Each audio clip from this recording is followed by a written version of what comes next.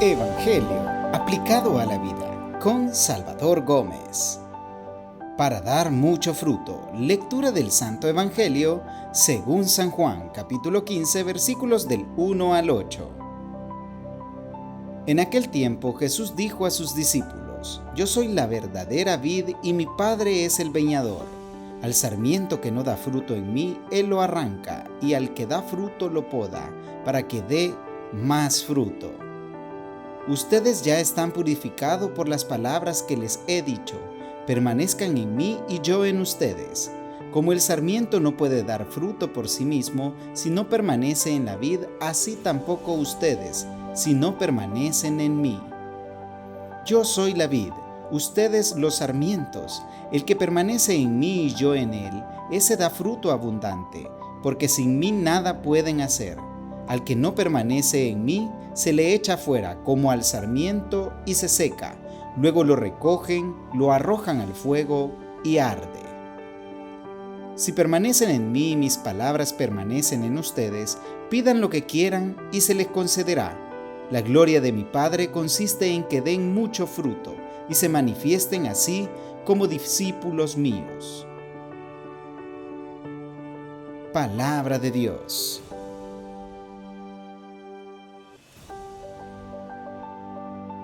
El evangelio que acabamos de escuchar termina diciendo: la gloria de mi Padre consiste en que den mucho fruto. Si estuviéramos en una reunión presencial en este momento, les diría: levanten la mano los que quieren darle gloria a Dios, y todos gritando gloria a Dios. Y en ese momento les diría: den mucho fruto, porque la gloria del Padre está en que demos mucho fruto.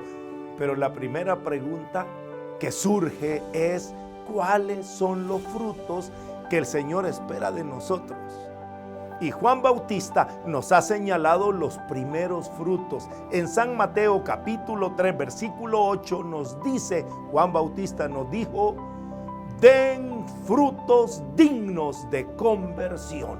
Esos son los primeros frutos, frutos dignos de conversión. Los católicos lo tenemos muy claro, ese proceso de conversión que comienza con un examen de conciencia. Reconocer nuestros pecados, la necesidad que tenemos de ser salvados, de ser perdonados, rescatados, liberados. Eso se llama examen de conciencia. Luego se da el otro paso, el dolor de los pecados. Es el verdadero arrepentimiento, porque sé que mis pecados han ofendido a un Dios tan bueno y han ofendido a nuestros hermanos, a nuestra familia, a nuestra iglesia.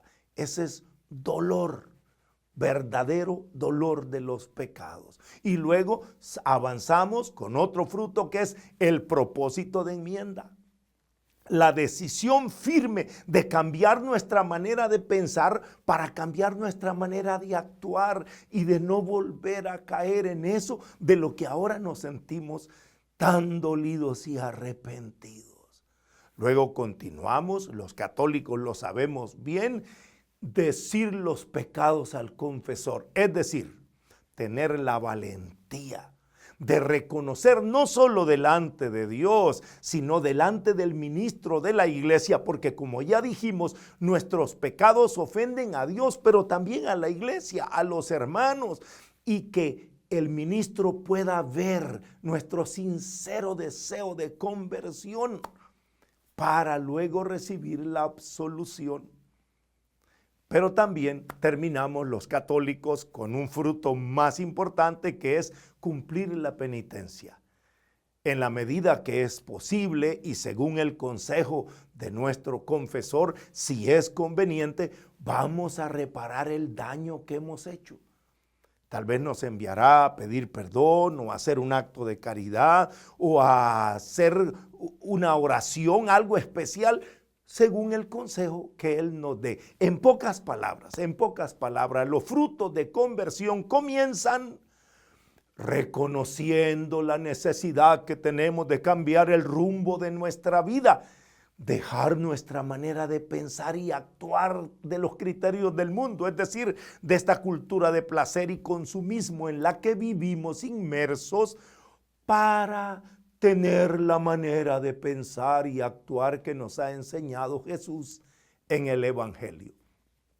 Ahora, los frutos que Dios espera en nosotros se continúan desarrollando por la acción del Espíritu Santo que nos hace producirlo. San Pablo en la carta a los Gálatas, en el capítulo 5, versículos del 22 al 25, nos enumera cuáles son esos frutos. Gálatas 5, 22, 25. En cambio, el fruto del Espíritu es amor, alegría, paz, paciencia, afabilidad, bondad, fidelidad, modestia, dominio de sí. Contra tales cosas no hay ley, pues los que son de Cristo Jesús han crucificado la carne con sus pasiones y sus apetencias. Y si vivimos por el Espíritu, sigamos también en el Espíritu. Palabra de Dios, te alabamos, Señor. Estos son frutos que el Espíritu Santo va a ir haciendo producir a los que hemos decidido crucificar nuestra carne, o sea, arrepentirnos de los pecados, todo ese proceso de conversión. Ahora vamos a empezar a producir esos frutos. El Catecismo de la Iglesia Católica, en el numeral 1832, nos enumera más frutos, siguiendo la traducción de la Vulgata de San Jerónimo. Aquí nos hace una lista más amplia de esos frutos del Espíritu. Catecismo numeral 1832. Los frutos del Espíritu son perfecciones que forman en nosotros el Espíritu Santo como primicia de la gloria eterna. La tradición de la Iglesia enumera 12. La caridad, el gozo, la paz, la paciencia, longanimidad, bondad, benignidad, mansedumbre, fidelidad, modestia, continencia y castidad.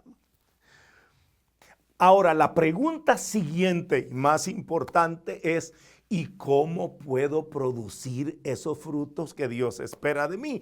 Tendría una larga explicación de los frutos, pero ¿cómo los puedo producir? El evangelio que escuchamos, Jesús nos ha dicho claramente, yo soy la vid, ustedes los sarmientos.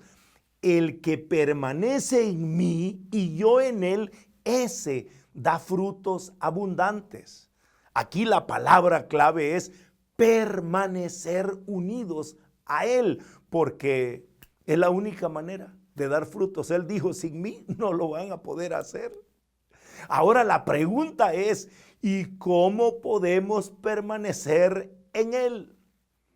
El Evangelio nos dice, si permanecen en mí y mis palabras permanecen en ustedes, pidan lo que quieran y lo conseguirán.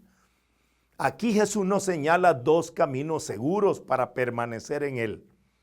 El primero es su palabra, conociendo, meditando, practicando su mensaje. O como nos dice San Juan en el capítulo 15, versículo 10, San Juan 15, 10. Si guardan mis mandamientos, permanecerán en mi amor. Palabra de Dios, te alabamos, Señor. La manera de permanecer en Jesús es obedeciendo su palabra, cumpliendo sus mandamientos, sobre todo el mandamiento nuevo del amor. La otra manera, número 2, de que Jesús nos ha dicho es la oración. Jesús nos dijo, pidan lo que quieran y se les concederá. Este pedir es mantener esa actitud de súplica, manifestando nuestra necesidad de ser ayudados por Dios. Esa dependencia, la oración, que no es solo súplica, también es acción de gracia, alabanza, adoración, pero es la comunión con Dios. Eso nos hace permanecer en Jesús, la oración. Ahora, el Evangelio nos da otras maneras. Por ejemplo, número 3, comulgando. San Juan en el capítulo 6, versículo 56 nos dice: el que come mi carne y bebe mi sangre, permanece en mí y yo en él. San Juan 6, 56. Los católicos lo sabemos muy bien, que estamos en plena comunión, estamos permaneciendo en Cristo cuando podemos comulgar. Para eso necesitamos mantenernos en estado de gracia, es decir, no seguir en esa vida de pecado que nos separa de Dios, rompe la comunión con Dios y rompe la comunión con la iglesia. Para poder comulgar necesitamos estar en un estado de plena comunión. Ahora el Evangelio sigue diciéndonos, número 4, la manera de permanecer en Jesús, perseverando en la iglesia. Jesús nos dijo en San Mateo capítulo 18, versículo 20, donde están 2 o 3 reunidos en mi nombre, ahí estoy en medio de ellos. Cuando estamos en comunión, cuando nos reunimos para orar, para escuchar su palabra, ahí está Jesús, estoy en medio de ellos.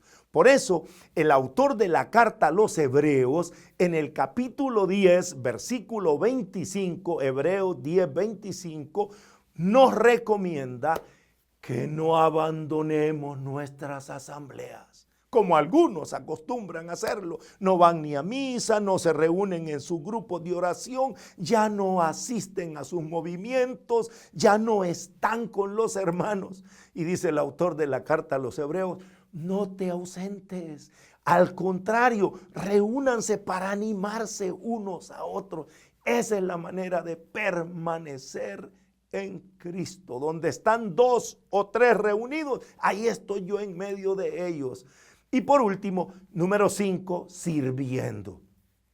Servir es la mejor manera de permanecer en Cristo. Estamos al lado de Jesús cuando servimos especialmente a los que más lo necesitan. ¿Recuerdan ustedes aquella larga enseñanza de San Mateo 25, donde dice, tuve hambre, me dieron de comer, estuve desnudo, me vistieron, estuve enfermo, me visitaron en la cárcel? O sea, y cuando le preguntaron, ¿y cuándo te vimos? A mí me lo hicieron, lo que hicieron a uno de esos pequeños, San Mateo 25, 40, lo que le hicieron a uno de esos más pequeños, a mí me lo hicieron. O sea, cuando tú estás sirviendo especialmente a los más necesitados, estás permaneciendo al lado de Jesús. Vamos a resumir toda esta larga enseñanza diciendo, démosle gracias a Dios, porque nos ha llamado a dar fruto. Abrámonos a la acción del Espíritu Santo que actúa en nosotros. Perseveremos conociendo, meditando y practicando la palabra. Mantengámonos en nuestra actitud de oración. Comulguemos, recibamos el cuerpo y la sangre de Cristo. Es la mejor manera de permanecer en Él. Amémonos los unos a los otros, sirvamos a los más necesitados y de esa manera vamos a permanecer pegados a la vid y eso nos va a ayudar a producir todos los frutos para la gloria del Padre, porque la gloria de mi Padre está en que den mucho fruto, frutos que serán también para nuestro bien y para el bien de toda su santa iglesia. Perseveremos, permanezcamos y demos frutos. Y que el Señor nos bendiga.